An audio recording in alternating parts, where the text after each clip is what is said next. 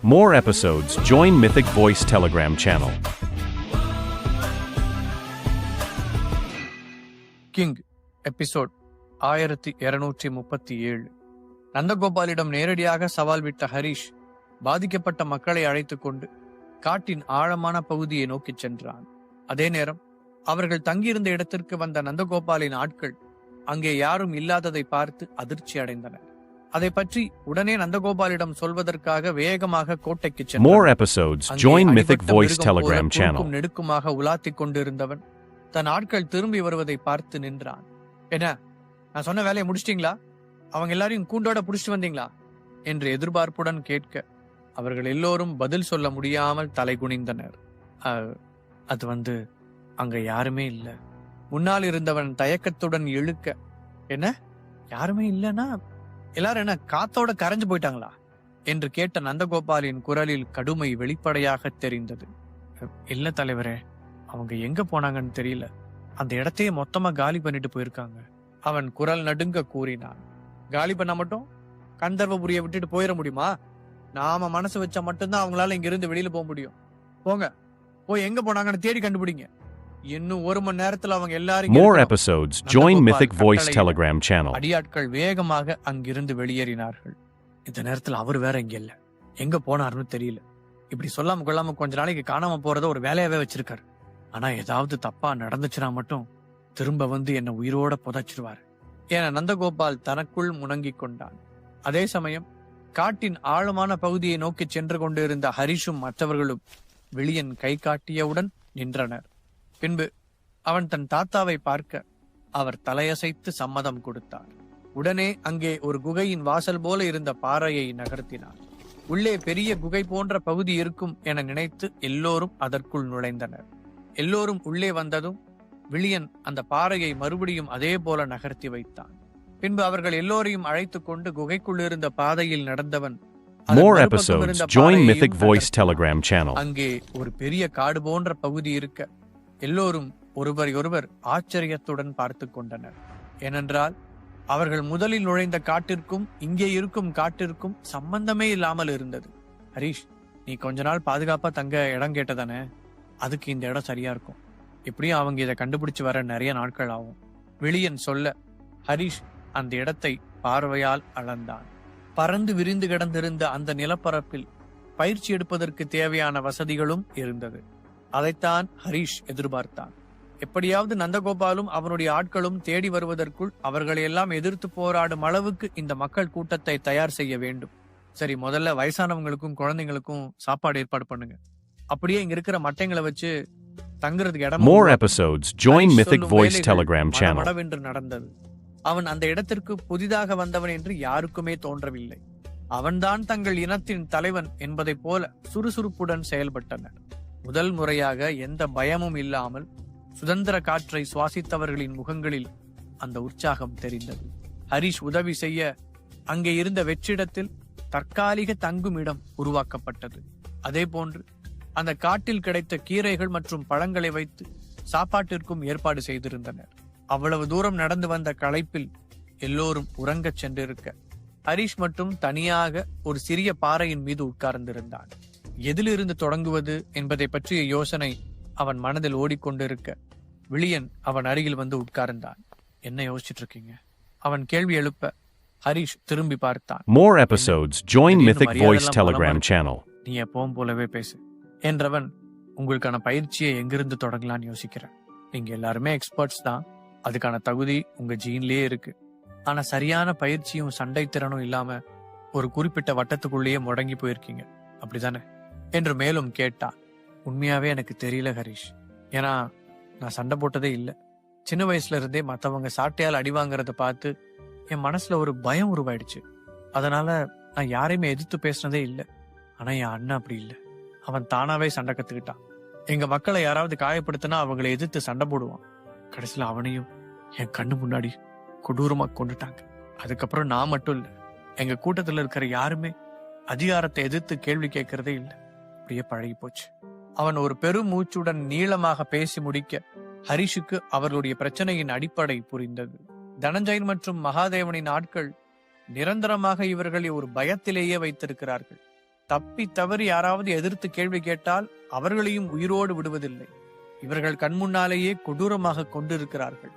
இதனால் அடிப்படையிலேயே தாங்கள் ஒரு பெரிய வீரர்கள் என்பதை மறந்து பல தலைமுறைகளாக அடிமைகளாகவே வாழ்ந்து பழகிவிட்டார்கள். அப்படியென்றால் ஹரிஷ் முதலில் செய்ய வேண்டியது அவர்கள் மனதில் தைரியத்தை வரவழைக்க வேண்டும். அதன் பிறகு சண்டை பயிற்சி கொடுத்தால்தான் அவர்களால் அதை முழு மனதோடு கற்றுக்கொள்ள முடியும். முடிவெடுத்தவன் விழியனையும் அழைத்துக் கொண்டு சில மூலிகைகளை தேடி காட்டுக்குள் சென்றான். உடனடியாக பயத்திற்கு காரணமான சுரப்பிகளை கட்டுப்படுத்தும் ஒரு டேப்லெட்டை அவன் உருவாக்க வேண்டும். ஆண்டாண்டு காலமாக அவர்கள் மனதில் ஊறி போயிருக்கும் அச்சத்தை ஒரு சில நாட்களில் மாற்றிவிட முடியாது. அதற்கு ஹெர்பல் மெடிசன்களும் தேவை என்பதை உணர்ந்தவன் அதற்கான முயற்சியில் இறங்கினான். விடியா, உன் மனசுல இருக்கிற பிரச்சனை எனக்கு புரியுது. நான் உனக்கு ஃபர்ஸ்ட் சில பேசிக் ஹெர்பல் மெடிசன் தயாரிக்க கத்துக் கொடுக்குறேன். அது மூலமா மற்றவங்க உயிரை காப்பாற்ற ஆரம்பிச்சேன்னா அதுவே உனக்கு தைரியத்தையும் தன்னம்பிக்கையும் கொடுக்கும். ஹரிஷ் கூற விழியன் ஆச்சரியத்துடன் அவனை பார்த்தான். இதுவரைக்கும் யாருமே என்கிட்ட இந்த மாதிரி எல்லாம் பேசினதே இல்லை. எங்க கூட்டத்து மக்களே என்ன கோழைன்னு சொல்லி கேலி பண்ணுவாங்க. ஆனா நீ மட்டும்தான் வந்ததுல இருந்து எந்த வகையிலயும் என்ன குறைவா பார்க்காம இயல்பா நடத்துற. அதுக்காகவே நீ என்ன சொன்னாலும் நான் செய்யறேன். பதிலுக்கு சொன்னவனின் குரலில் More episodes. Join Mythic Voice Telegram channel. ஹரிஷுக்கு ஒரு கணிப்பு இருந்தது. அடிப்படையில் அவன் ஒரு புத்திசாலி. ஆனால் அவனுடைய இந்த கோழைத்தனம் மற்ற திறமைகளையும் மூடி மறைத்து விட்டது. ஹரிஷ் மட்டும் கொஞ்சம் முயற்சி எடுத்தால் விழியனின் புத்திசாலித்தனத்தை வெளியே கொண்டு வருவதோடு அவனை ஒரு வீரனாகவும் மாற்ற முடியும். அதை மனதில் வைத்து அந்த காட்டுக்குள் இருந்த சில அடிப்படை மூலிகைகளின் பெயர்களை அவனுக்கு அறிமுகப்படுத்தினான். விழியனும் அதை வேகமாக கற்றுக்கொண்டான். அந்த இரவிலேயே உட்கார்ந்து தேவையான மூலிகை மருந்துகளை தயாரித்த ஹரிஷ் அதன் செய்முறைகளையும் விழியனுக்கு சொல்லிக் கொடுத்தான். அடுத்த நாள் காலை எல்லோரும் எழுந்து தங்கள் தேவைகளை முடித்துக் கொண்டு வர ஹரிஷ் அவர்கள் முன்னால் நின்றான். இங்க இவ்ளோ வருஷமா பட்ட கஷ்டங்களோட வேதனை என்னன்னு என்னால நல்லாவே புரிஞ்சுக்க முடியுது. அதே மாதிரி உங்களை காப்பாத்த ஒரு மீட்பன் வருவான்னு உங்க ஆள் மனசுல ஒரு நம்பிக்கை இருந்திருக்கு. அதனாலதான் இவ்வளவு துயரங்களையும் தாண்டி நீங்க உயிர் வாழ்ந்திருக்கீங்க. அப்கோர்ஸ் ஒரு பிரச்சனை வரும்போது நேத்து மாதிரியே என்னால உங்க உயிரை காப்பாற்ற முடியும். ஆனா அது எத்தனை நாளைக்கு? கேள்வி எழுப்பிய ஹரிஷ் ஒரு கணம் இடைவெளி விட அவர்கள் எல்லோரின் மனதிலும் அந்த கேள்வி அழுத்தமாக சென்று இறங்கியது. என்னாலையும் ரொம்ப நாளைக்கு இங்க இருக்க முடியாது. ஏன்னா எனக்கும் சில தனிப்பட்ட கடமைகள் இருக்கு. ஒருவேளை நாம நினைச்சா எல்லாரும் சேர்ந்து நார்மல் வேர்ல்டுக்கு போக வாய்ப்பு இருக்கலாம். ஆனா அங்க சர்வை பண்றதும் சாதாரண விஷயம் இல்ல. அங்கேயும் இதே அதிகாரம், அரசியல், பணபலம், செல்வாக்குன்னு தினம் நீங்க நிறைய போராட்டங்களை சந்திக்க வேண்டியிருக்கும். அது மட்டும் இல்லாம பல தலைமுறைகளா நீங்க வாழ்ற இந்த இடம் உங்களோட உரிமை. அதை விட்டு கொடுத்துட்டு வெளியேற எல்லாரும் எங்க போனாலும் அகதியாதான் நடத்தப்படுவாங்க. அப்படி ஒரு நிலைமை உங்களுக்கு வேணுமா? இல்ல சொந்த மண்ணிலேயே உங்களோட உரிமைகளோட வாழணுமா? இந்த கேள்விக்கான பதில சொல்லிட்டீங்கன்னா அடுத்து என்ன பண்றதுன்னு நான் தெளிவா ஒரு முடிவுக்கு வருவேன். பேசி முடித்த ஹரிஷ் தேர்ந்தெடுக்கும் உரிமையை அவர்களுக்கே கொடுத்தான். அதைத் தொடர்ந்து கூட்டத்தின் மத்தியில் ஒரு பெரிய சலசலப்பு எழுந்தது. ஒருவேளை இங்கிருந்து வெளியேறி நார்மல் உலகத்திற்கு சென்றாலும் தனஞ்சயன் மற்றும் நந்தகோபாலின் ஆட்கள் தங்களை உயிரோடு விடமாட்டார்கள் என்று அவர்களுக்கு தெரியும். கந்தர்வபுரியிலிருந்து தப்பிக்க முயற்சித்தவர்களுக்கே என்ன நிலை ஆனது என்பதை அவர்கள் கண்கூடாக பார்த்திருக்கிறார்கள். அதனால் துணிந்து தங்களுக்கான போராட்டத்தை கையில் எடுக்காமல் எங்கு சென்றாலும் எதுவும் மாறாது என்பது அவர்களுக்கு புரிந்தது. அப்போது எழுந்த ஒரு பெரியவர், நீங்க சொல்றதெல்லாம் சரிதான். More episodes. Join Mythic Voice Telegram channel. ஆனா எவ்வளவு முயற்சி பண்ணாலும் அதுக்கான தைரியம் வர மாட்டேங்குது. எங்க பிள்ளைங்களை எங்க கண்ணு முன்னாடியே இழுத்துட்டு போய் சவமா கொண்டு வந்து போட்டாலும் எங்களால எதுவும் செய்ய முடியல. அந்த பயம் எங்க ரத்தத்திலே ஊறி போயிருச்சு. இப்ப திடீர்னு நாங்களே நினைச்சாலும் எங்களால என்ன செய்ய முடியும்? அவர் ஒரு வேதனையுடன் கேட்க, முடியும். ஹரிஷின் குரல் உறுதியுடன் ஒலித்தது. உங்களுக்கு ஹெர்பல் மெடிசனை பத்தி எந்த அளவுக்கு தெரியும்னு தெரியல. உங்கள யாராவது மூலிகை மருத்துவம் கத்திருக்கீங்களா? அவன் கேள்வி எழுப்ப, எங்க முன்னோர்கள் அதுல ரொம்ப திறமைசாலிகளா இருந்தது உண்மைதான். ஆனா தனஞ்சயன் கைக்கு அதிகாரம் கிடைச்ச உடனேயே அவன் செஞ்ச வேலை அந்த மாதிரி திறமையோடு இருந்தவங்களை கொன்னதுதான். எங்க பக்கம் இருக்கிற மக்கள் எந்த வகையிலையும் வலிமையா மாறிடக்கூடாதுன்னு அவன் ரொம்ப தெளிவா இருந்தான். அந்த பெரியவரே இப்போதும் பதில் சொன்னார். தனஞ்சயன் எவ்வளவு திட்டமிட்டு இந்த uploaded by Pocket FM Tamil Dino on service மக்களை இப்படி ஒரு நிலைமைக்கு கொண்டு வந்திருக்கிறான் என்று ஹரிஷுக்கு தெளிவாக புரிந்தது. அதற்கு பதிலாக இவர்கள் எல்லோரைதான் அரியணையில் இருப்பவன் அதிகாரத்தின் போதையை அனுபவிக்க முடியும். அதனால்தான் இவர்களை கொல்லாமல் கொஞ்சம் கொஞ்சமாக கோழைகளாகவும் அடிமைகளாகவும் மாற்றியிருக்கிறான். சரி, இப்ப நான் உங்களுக்காக ஒரு டேப்லெட்டை தயாரிச்சிருக்கேன். இது உங்க மனசுல இருக்கிற பயத்தை குறைச்சு நம்பிக்கையை அதிகரிக்கும். ஒரு விஷயத்த நல்லா ஞாபகம் வச்சுக்கோங்க, இது ஒரு தற்காலிகமான தீர்வு தான். இதுக்கப்புறம் நான் உங்களுக்கு முறையான போர் பயிற்சிகள் கொடுக்கறேன். அதை நீங்க முழு மனசோட கத்துக்கிட்டு உங்க அடிப்படை இயல்பிலேயே சேஞ்ச் வந்தாதான் எங்க இருந்தாலும் உங்களால நிம்மதியா வாழ முடியும். அதிகாரத்துக்கு எதிரான கிளர்ச்சியில முதல் விதிமுறையே உயிர் மேல இருக்கிற பயத்தை விடுறதுதான். நம்மளோட போராட்டம் நமக்கு நேரடியா பயன் கொடுக்கலனாலும் அடுத்து வர சந்ததிகளை சுதந்திரமா வாழ வைக்கும்ன்ற உறுதியும் நம்பிக்கையும் உங்களுக்குள்ள வந்துச்சுன்னா உங்க மனசுல நிரம்பி இருக்கிற பயம் தானாவே காணாம போயிடும். யாரெல்லாம் இந்த உரிமை போராட்டத்துல பங்கெடுக்க தயாரா இருக்கீங்களோ அவங்க எல்லாரும் இந்த டேப்லெட் எடுத்துக்கலாம். நான் யாரையும் வற்புறுத்த போறதில்ல. ஏன்னா வலுக்கட்டாயமா திணிக்கப்படுற எதுவும் ரொம்ப நாளைக்கு நீடிக்காது சொன்ன ஹரிஷ் கைகளை கட்டிக்கொண்டு அங்கிருந்த ஒரு பாறையில் அமர்ந்தான். அவனுக்கு பக்கத்தில் டேப்லெட்டுகள் நிறைந்த மரக்கிண்ணத்தையும் வைத்தான். கூட்டம் சில நிமிடங்கள் அமைதியாக யோசித்தது. எப்படி இருந்தாலும் இந்த இடத்தில் ஒளிந்து கொண்டு ரொம்ப நாட்கள் வாழ முடியாது. தனஞ்சயன் நினைத்தால் சீக்கிரமாகவே இந்த மறைவிடத்தை கண்டுபிடித்து விடுவான்.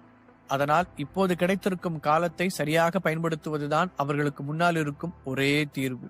அவர்கள் யோசித்துக் கொண்டிருக்கும் போதே ஹரிஷின் பக்கத்தில் வந்த விழியன் சடனாக ஒரு மாத்திரையை எடுத்து விளங்கினான். அதை பார்த்த எல்லோரின் கண்களும் More episodes. Join Mythic Voice Telegram channel. அதிக பய உணர்ச்சி உள்ளவன் அவன்தான். அவனே மாற்றத்திற்கான முதல் அடியை எடுத்து வைக்கும் போது தாங்கள் எல்லோரும் தயங்குவதற்கு எந்த காரணமும் இல்லை என்பதை அவர்கள் உணர்ந்தார்கள். அடுத்ததாக அவன் காப்பாற்றிய குழந்தையின் அம்மா டேப்லெட்டை எடுத்துக்கொண்டாள்.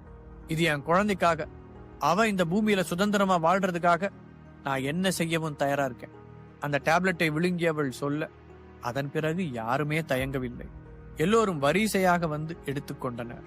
கடைசியாக வந்த விழியனின் தாத்தா, நான் அப்பவே சொன்னேன், இவங்கதான் நம்பவே இல்லை, நீதான் அந்த ஓநாய்களோட கொட்டத்தை அடக்க வந்த அவதாரம் என்றவர் தானும் ஒரு டேப்லெட்டை எடுத்துக்கொண்டார். அந்த டேப்லெட்டை சாப்பிட்ட சில வினாடிகளிலேயே அவர்கள் எல்லோரின் மனதிலும் உணர்ச்சி குறைந்து நம்பிக்கை அதிகரித்தது. தங்களால் எதையும் சாதிக்க முடியும் என்ற உணர்வு ஏற்பட்டது. ஹரிஷ் அந்த கூட்டத்தை குழந்தைகள், இளைஞர்கள், நடுத்தர வயதுக்காரர்கள் மற்றும் முதியவர்கள் என தனித்தனி குழுவாக பிரித்தான். ஆனால் அதில் ஆண், பெண் என்ற பாகுபாட்டை ஏற்படுத்தவில்லை. எக்ஸ்பர்ட் உலகத்தை பொறுத்தவரை எல்லோரும் சமம்தான். யார் முயற்சி செய்தாலும் பயிற்சிகள் மூலம் அடுத்தடுத்த நிலைகளை எட்ட முடியும். உண்மையை சொல்லணும்னா நீங்க எல்லாருமே ஹை லெவல் எக்ஸ்பர்ட்ஸ். ஆனா அந்த சக்திகளை எப்படி பயன்படுத்துறதுன்னு உங்களுக்கு தெரியாது. அதைத்தான் நான் உங்களுக்கு முதல்ல சொல்லித்தர போறேன் என்ற ஹரிஷ் அந்த நிமிடத்திலிருந்தே பயிற்சியை ஆரம்பித்தான். முதலில் அவர்களின் வயதுக்கேற்ற மரக்கிளைகளை ஆயுதங்கள் போல கூர்மையாக செதுக்கி அதை எப்படி பயன்படுத்துவது என்று கற்றுக் கொடுக்க தொடங்கினான். எல்லோருமே ஆர்வமாக கற்றுக்கொள்ள இத்தனை நாட்களாக ஒரு துடிப்பு மிக்க இளைஞனாக இருந்த ஹரிஷ் அந்த மொத்த கூட்டத்திற்கும் ஒரு ஆசானாக மாறியிருந்தான். வயது வித்தியாசமின்றி எல்லோரும் அவன் சொல்வதை அப்படியே பின்பற்றினார்கள்.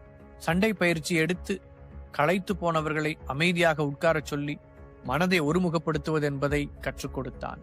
அதைத் தொடர்ந்து அவர்களின் ஆற்றலை வெளிக்கொண்டு வரும் முயற்சியில் இறங்கினான். நாட்கள் நகர கொஞ்சம் கொஞ்சமாக அந்த மக்கள் தங்கள் பயத்திலிருந்து வெளிவரத் தொடங்கினார்கள். நாளடைவில் ஹரிஷ் டேப்லெட் கொடுப்பதை நிறுத்தினான். ஆனாலும் அவர்கள் மனதில் இருந்த நம்பிக்கை More episodes. Join Mythic Voice Telegram channel. அவர்கள் மனதில் தன்னம்பிக்கையை வளர்த்தெடுத்தது. அதுதான் தங்களுக்கு நிரந்தரம் என்பதை உணர்ந்தவர்கள் ஒவ்வொரு நாளும் முழு மனதுடன் பயிற்சியில் ஈடுபட்டனர். ஹரிஷ் சொன்னது போல எக்ஸ்பர்ட் சக்தி என்பது அவர்கள் இரத்தத்திலேயே இருந்தது. இதனால் ஹரிஷின் சரியான வழிகாட்டுதல் அவர்களுடைய உண்மையான திறனை எளிதாக வெளிக்கொண்டு வந்தது. எந்த மாற்றமும் ஒரே நாளில் நடந்து விடாது. ஹரிஷுமே ஆரம்பத்தில் நிறைய பயிற்சிகள் எடுத்துதான் இந்த நிலைக்கு வந்தான். அதனால்தான் இப்போது ஆற்றல் நிலைகளே இல்லை என்றாலும் அவனுடைய நம்பிக்கை கொஞ்சம் கூட குறையவில்லை.